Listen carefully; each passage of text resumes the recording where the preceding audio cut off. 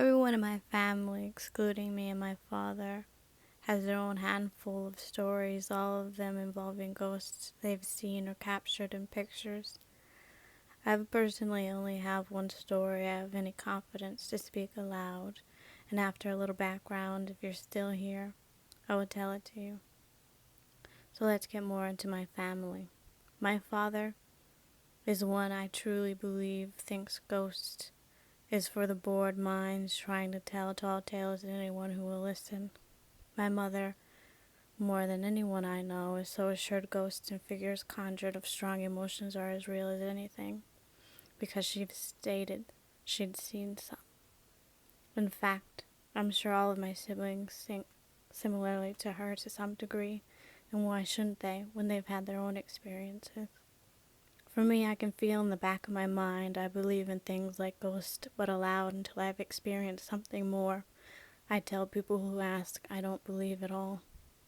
And to be honest, I always kind of believed by saying so boldly something would happen to spite me. Though the only thing that ever did come of my denial was a nightmare of some shadow man chasing me until I was cornered in my own room. When I awoke, I immediately looked around my room, and when I saw no one, I felt calm enough to laugh. At that for a second, I'd thought I'd gotten what I wanted.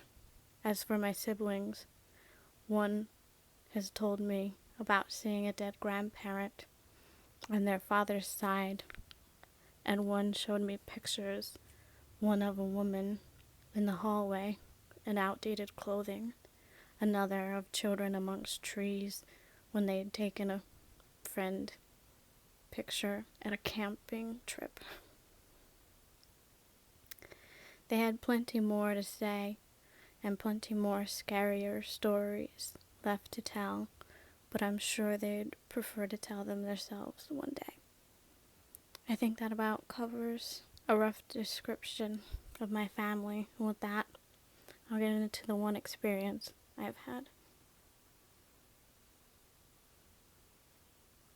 At the age of 11, I still had never felt afraid of the dark where the monsters most feared lurked within it.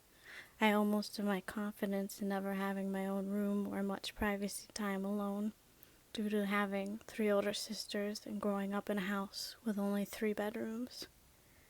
Though I did experience sleeping in an empty room because I had a habit of falling asleep on the couch, and my family didn't much care about moving me, so I was left there more often than not.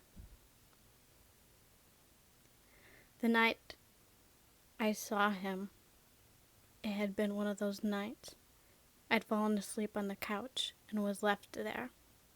I don't know what time it was, but everyone was asleep and the lights were off, and for some reason my eyes were open, looking at the darkness of the floor. The majority of the moon's light was blocked by the back of the couch, so there wasn't much to see anyways. I'd heard no loud sound, and the cornfields that surround much of the house often made it so normal things like cars or people talking as they walked by were a rarity. And besides all that, I have also always been a heavy sleeper. I was awakened with no cause.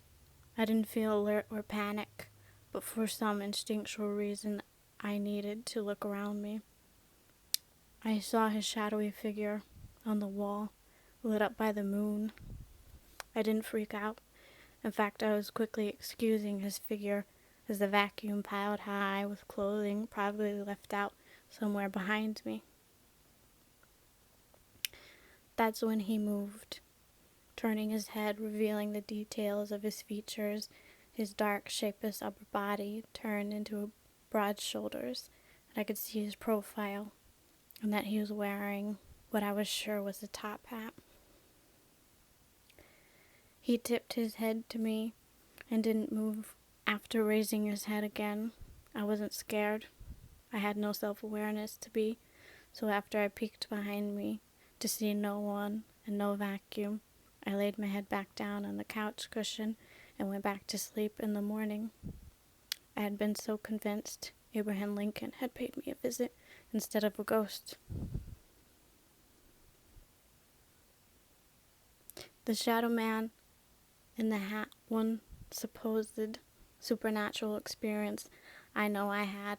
In fact, many others, according to many articles and offhand mentions in ghost-focused shows and videos, have mentioned him, though the majority of people who mention him have a far different story than me. Most of the accounts I've read, people seem to be immediately scared to see him, like any aware human would be at seeing a male figure in their home in the middle of the night.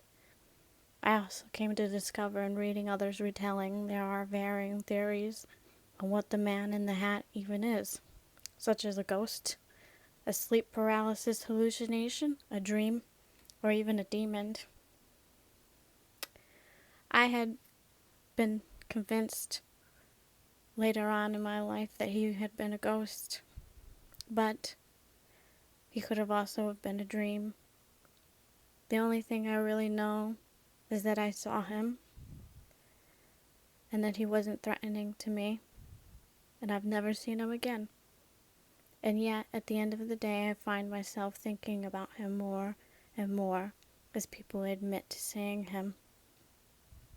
Part of me is still afraid to say I believe myself at seeing him at all, because he could so easily be explained away. But I remember clearly waking up. I remember noticing details of the darkened room that one doesn't remember from a dream. And if I'm bragging, I've only had 2 definition nightmares in my life, and they've not involved such things as ghosts or supernatural creatures. Most of them involve money. And though this man in a hat has been said to have been seen by a mass of people there's not much fact to what I've read in articles. There's only small scraps of who he could be or originated from. But maybe I haven't searched in the right place yet, because I can't even find a name besides the rather dull and fear-lacking title of Hatman. Anyway, with that, that's the end of my story, and the man I believe I saw, and I believe many of others I've seen. I actually do feel a bit lacking in my life to think nearly my whole family has a good amount of ghost stories to tell that I believe are true because they are coming from people I trust very much. Yet I find myself so lacking of any other stories than this hat man that so many other people share an experience with, or supposedly share experience with.